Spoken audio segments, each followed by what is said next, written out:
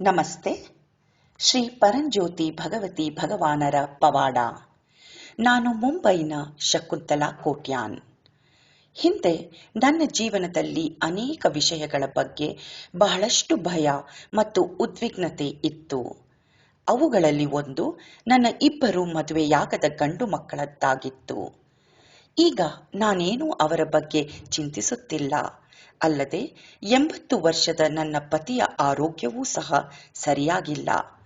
ಆದರೂ ಇಂದು ನಾನು ಏನನ್ನೂ ಚಿಂತಿಸುತ್ತಿಲ್ಲ. ಯಾವ ಹತಾಶೆಯ ಪ್ರಾರ್ಥನೆಯೂ ಹೊರಬರುತ್ತಿಲ್ಲ. ಸಂಪೂರ್ಣ ಶರಣಾಗತಿ. ಏನು ಸಂಭವಿಸಿದರೂ ಅಥವಾ ಸಂಭವಿಸುತ್ತಿದ್ದರೂ ಶ್ರೀ ಪರಂಜ್ಯೋತಿ ಭಗವತಿ ಭಗವಾನರು ನಮ್ಮೆಲ್ಲರನ್ನೂ ಕಾಪಾಡುತ್ತಾರೆ ಎಂಬ ಆಳವಾದ ನಂಬಿಕೆ ನನ್ನಲ್ಲಿದೆ.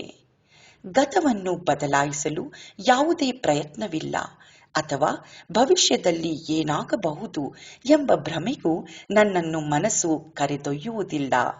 ನಾನು ಸಂಪೂರ್ಣವಾಗಿ ವರ್ತಮಾನವನ್ನು ಆನಂದಿಸುತ್ತಿದ್ದೇನೆ. ಯಾರ ಜೀವನದೊಡನೆಯೂ ಮತ್ತು ಯಾವುದರೊಂದಿಗೂ ಹೋಲಿಸುವಿಕೆಯೂ ಇಲ್ಲ. ಯಾವುದೇ ಕೋಪ, ಅಸಮಾಧಾನ, ಅಪರಾಧಿ ಭಾವ ಯಾವುದೂ ಅಂತರಂಗದಲ್ಲಿ ಉಳಿದಿಲ್ಲ. ಕೆಲವೊಮ್ಮೆ ಅಸೂಯೆ, ಕಿರಿಕಿರಿ ಅಥವಾ ಇನ್ನಾವುದೇ ಭಾವನೆಗಳು ಅಪರೂಪವಾಗಿ ಉಂಟಾದರೂ ಸಹ ಕ್ಷಣಾರ್ಧದಲ್ಲಿ ನನಗೆ ಅರಿವು ಉಂಟಾಗುತ್ತದೆ ಮತ್ತು ಸ್ವಲ್ಪ ಸಮಯದಲ್ಲೇ ನಾನು ಈಗ ಅನುಭವಿಸುತ್ತಿರುವ ನನ್ನ ಆಂತರಿಕ ನಿಶ್ಶಬ್ದತೆಯ ಸುಂದರ ಶಾಂತಿಯ ಸ್ಥಿತಿಗೆ ಮರಳುತ್ತೇನೆ. ಇತರರ ಬಗ್ಗೆ ನನ್ನ ಸಹಾನುಭೂತಿ ಮತ್ತು ಸೂಕ್ಷ್ಮತೆಯು ಹೆಚ್ಚಾಗಿದೆ. ಈಗ ಕ್ಷಮಿಸುವುದು ಕೂಡ ಬಹಳ ಶೀಘ್ರವಾಗಿದೆ. ನನ್ನ ಸುತ್ತಲಿನ ಎಲ್ಲವರೊಂದಿಗೆ ನನಗೆ ಹೆಚ್ಚು ಆಪ್ತತೆಯ ಭಾವನೆ ಇರುವುದರಿಂದ ಕ್ಷಮಿಸುವುದು ಮತ್ತು ಯಾವುದೇ ಹಿಂಜರಿಕೆ ಇಲ್ಲದೆ ಹೃದಯಪೂರ್ವಕವಾಗಿ ಕ್ಷಮೆ ಕೇಳುವುದು ನನಗೆ ಸುಲಭವಾಗಿದೆ.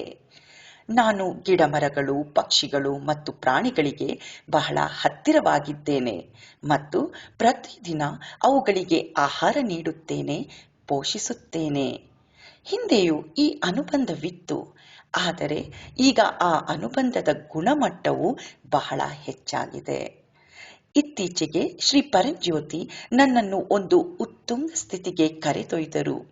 ಅಲ್ಲಿ ನಾನು ನಂಬಲಾಗದ ಆನಂದದ ಸ್ಥಿತಿಯನ್ನು ಅನುಭವಿಸಿದೆ. ಅಲ್ಲಿ ನಾನು ಎಂಬ ಅಹಂ ಇಲ್ಲವಾಗಿತ್ತು. ಅಲ್ಲಿ ಇದ್ದದ್ದು ಶುದ್ಧ ಮತ್ತು ಸಂಪೂರ್ಣ ಆನಂದ ಮಾತ್ರ. ನಂತರ ನಾನು ಆಳವಾದ ಕೃತಜ್ಞತೆಯ ಸ್ಥಿತಿಗೆ ಹೋದೆ. ನನ್ನೊಳಗಿನ ಸಂಘರ್ಷದ ಅನುಪಸ್ಥಿತಿಯಿಂದಾಗಿ ನನ್ನ 75ನೇ ವಯಸ್ಸಿನಲ್ಲಿಯೂ ನನ್ನ ಶರೀರದ ಪ್ರಾಣಶಕ್ತಿಯ ಮಟ್ಟ ತುಂಬಾ ಹೆಚ್ಚಿದೆ. 25 ವರ್ಷಗಳಿಗೂ ಹೆಚ್ಚು ಕಾಲ ನಮ್ಮ ಜೊತೆ ಇದ್ದು ನಿಮ್ಮೊಂದಿಗೆ ಸಾಗಲು ಅವಕಾಶ ಮಾಡಿಕೊಟ್ಟಿದ್ದಕ್ಕಾಗಿ ಶ್ರೀ ಪರಂಜ್ಯೋತಿ ಭಗವತಿ ಭಗವಾನ್ ನಿಮಗೆ ಅನಂತ ಕೋಟಿ ಪ್ರಣಾಮಗಳು ಮತ್ತು ಧನ್ಯವಾದಗಳು.